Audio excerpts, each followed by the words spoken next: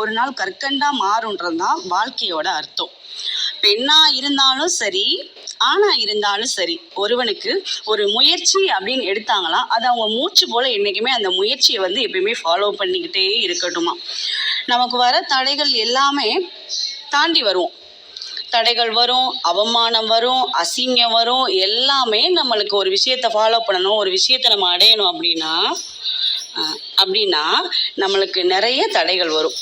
அந்த தடைகளை தாண்டி வந்துட்டோம் அப்படின்னா, அந்த அவமானங்களை தாண்டி வந்துட்டோம் அப்படின்னா, நம்ம ஒரு மிகப்பெரிய வாழ்க்கையை பார்ப்போம்.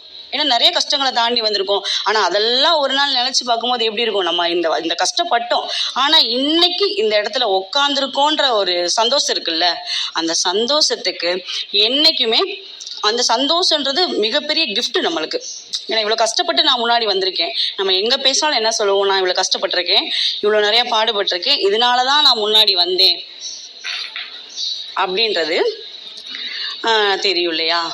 இப்போ நிறையா பேருக்கு, பொதுவாக பெண்களுக்கு இப்போ என்னென்னா, நம்ம ஒரு லைஃப்பை நினச்சிருப்போம். நினச்ச லைஃபு சில பேருக்கு ஏற்படுத்தி கொடுக்க வாய்ப்பு அவங்க ஏற்படுத்திக்குவாங்க. சில பேர் என்னென்னா, இப்போ மேரேஜு, சில பேர் என்ன அந்த வாழ்க்கை எதை நோக்கி பயணம் செய்தோ அப்படியே பயணிச்சிருவாங்க இல்லையா. ஆனால் சில பேர் என்ன பண்ணுவாங்க, அவங்களுக்கு பிடிச்ச மாதிரியான லைஃப்பை மாற்றிக்கணும்னு ஆசைப்படுவாங்க. அந்த பயணம் நமக்கு பிடிச்ச மாதிரி பயணம் யார் நினச்சா முடியும்?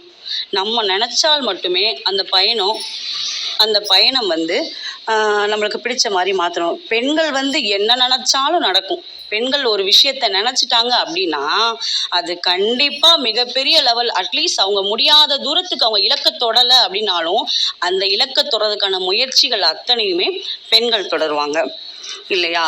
பெண்கள் வீட்டுக்கு மட்டும் இல்லைங்க, நாட்டுக்கே நினச்சா ராணி ஆகலாம். இதோ உங்களுக்காக இனி